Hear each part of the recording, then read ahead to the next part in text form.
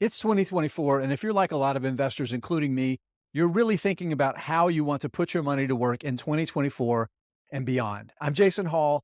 This is Investing Unscripted, and I am right in the middle of that process myself. Part of the work that I do is I don't just look forward and think about those opportunities, but I like to look back too, see where we've come from and think about how the market has moved. It's interesting for me to study that and think about those implications. Looking back at the market over the past couple of years, I learned something that absolutely shocked me, and it's about the Magnificent Seven stocks. We're going to talk about that on this video, talk about the Magnificent Seven stocks, how they've done, how they might do going forward, but also this one little factoid that jumped out at me that I think might put the great year that these stocks just had into some really, really important context. Before we get into that, though, this video is sponsored by The Motley Fool. If you're looking for even more great stock ideas, go to our special link. Go to fool.com/unscripted. The Motley Fool is going to give you its 10 best stocks to buy right now. You definitely want to check that out. Okay, I'm going to pull up a chart here that shows the Magnificent Seven stocks. What are the Magnificent Seven stocks? These are the seven largest US based stocks by market cap.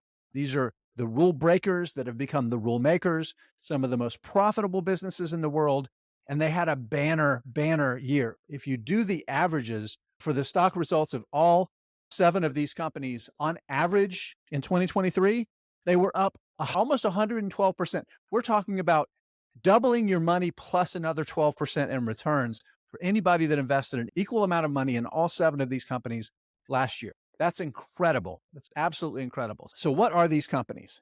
Alphabet, Amazon, Apple, Meta Platforms, Microsoft, NVIDIA, and Tesla listed alphabetically.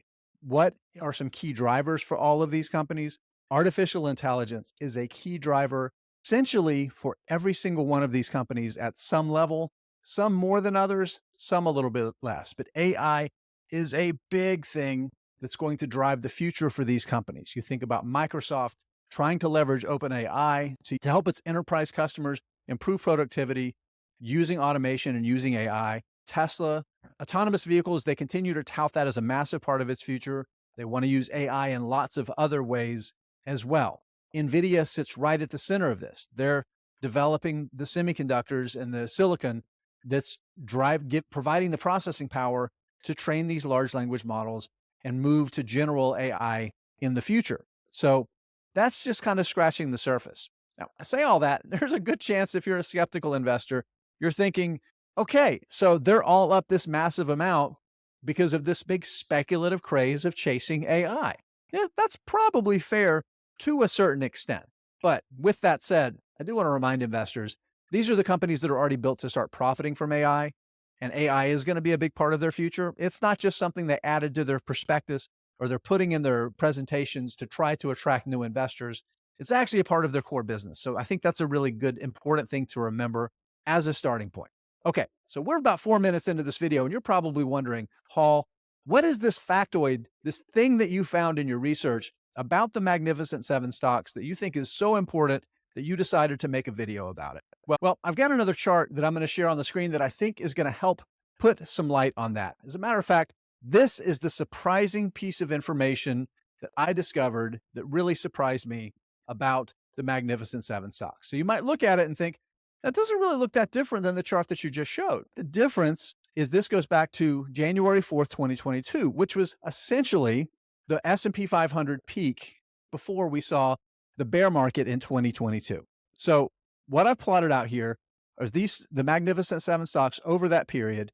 You look at the returns, again, that's a huge difference in the returns that we saw in 2023. The NVIDIA, of course, is the outlier here, is the one that's done super well.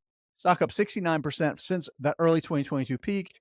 Now it's up 239% just over the past year or so. So that's a massive difference. And then you look at the rest and you go there's a huge gap. You had every single one of the stocks on this list did better than even the second best one did over that period. So what's the takeaway?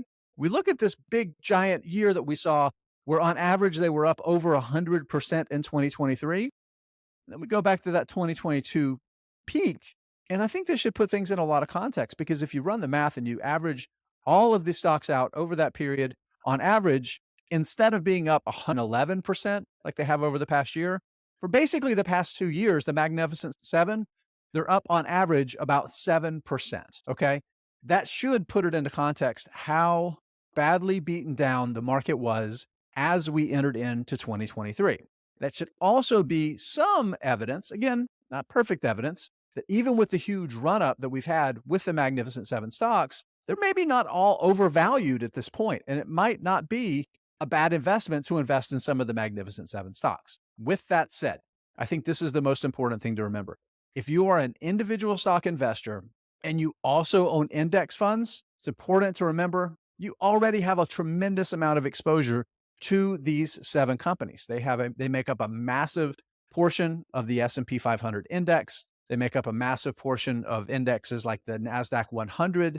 So there's a chance that you probably already have pretty significant exposure to these companies already. There's some context for thinking about position sizing your exposure.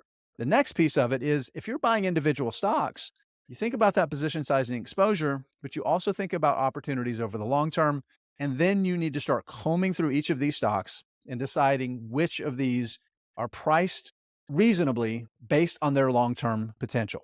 You might look at a company like Apple and say, well, revenue's not exactly growing. The smartphone market is very mature. It seems like they have some significant headwinds to some of their business. You think about what's happening with Alphabet, their Google Pay Store, and some challenges to that model.